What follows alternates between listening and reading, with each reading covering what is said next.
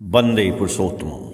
आलोचना प्रसंग प्रथम खंड से 7 दिसंबर सन 1941 की श्री ठाकुर जी से वार्तालाप।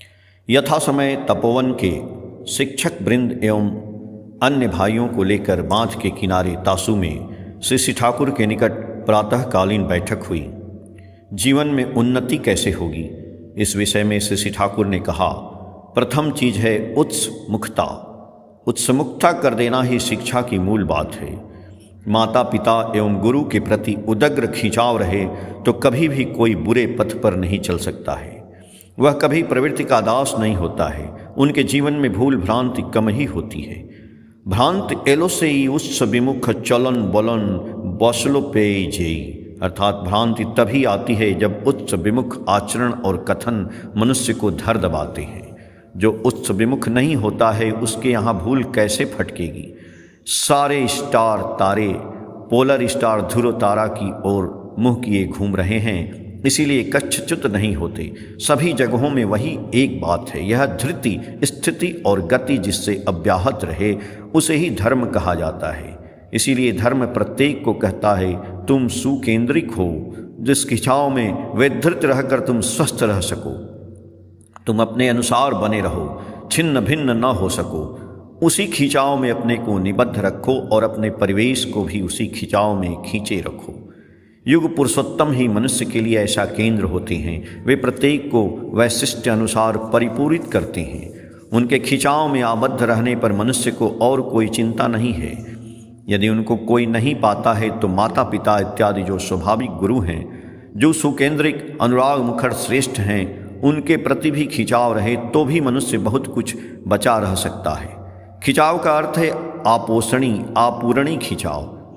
अन्यथा चाहे जो जितना ही नामी गिरामी व्यक्ति क्यों न हो, वह वृत्ति सारूप्य लाभ करेगा ही।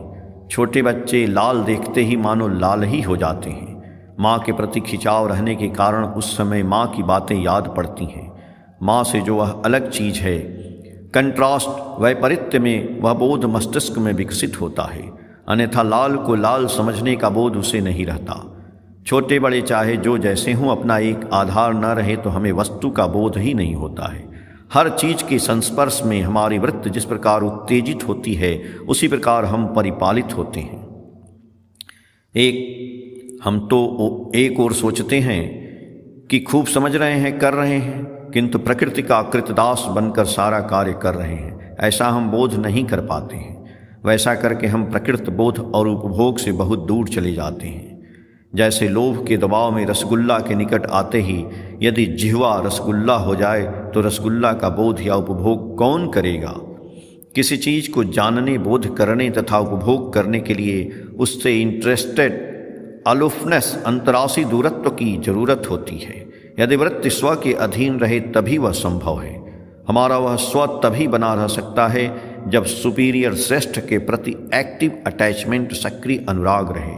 वृत्ति द्वारा ही तो दुनिया को उपभोग किया जा सकता है, किंतु वृत्ति में यदि हमारी सत्ता मर्ज डूब कर जाए तो कौन किसको उपभोग करेगा।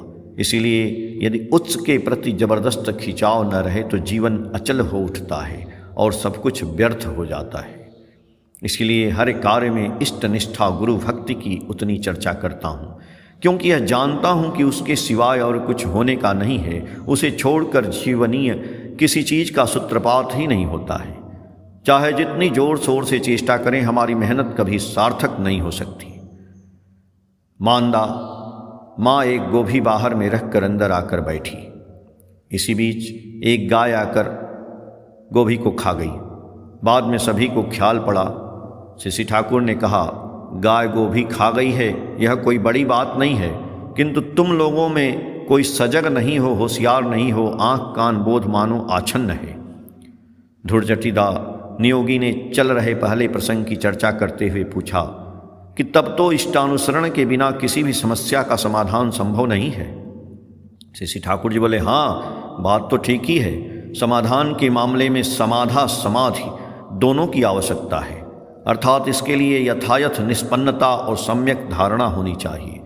किसी चीज़ के विषय में सम्यक धारणा करने एवं उस धारणा के अनुसार विहित रूप से निष्पन्न करने के लिए वृत्ति में डूबे रहने से काम नहीं चलेगा। इसी बात को मैं इतनी देर से कहता आ रहा हूँ। समाधि के विषय में बहुतों की बेढब धारणा है। निद्रित अवस्था को समाधि नहीं कहते। निंद्रा में अज्ञानता रहती है और समाधि में एक फुल नॉलेज, पूर्ण ज्ञान रहता है। कीनर कॉन्सस, तीव्रतर चेतन अवस्था ही समाधि है।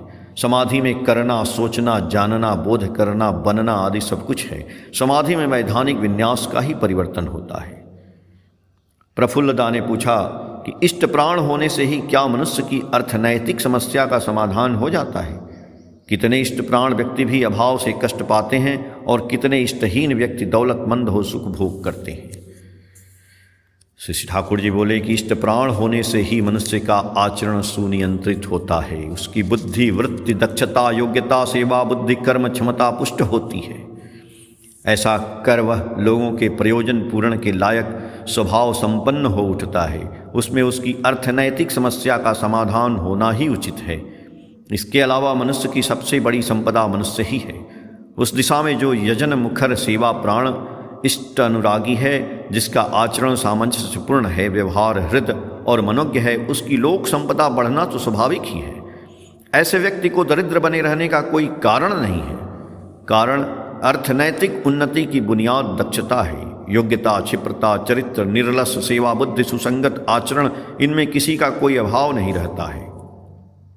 निसंदेह प्रयोजन के अतिरिक्त कॉन्ज्यूम व्यवहार भी नहीं कर सकता है, पर अर्थ के प्रति लोभ नहीं रहने के कारण अर्थ बनाने के प्रयास की ओर नजर न रखकर वह ऐसे कल्याणकर गवेषणा या अनुशीलन की ओर ध्यान देता है जिसके फलस्वरूप वह तत्क्षणात कुछ नहीं पाता है। फिर भी वही एक दिन परिवेश सहित उसे बहुत समृद्धिशाली बना देता।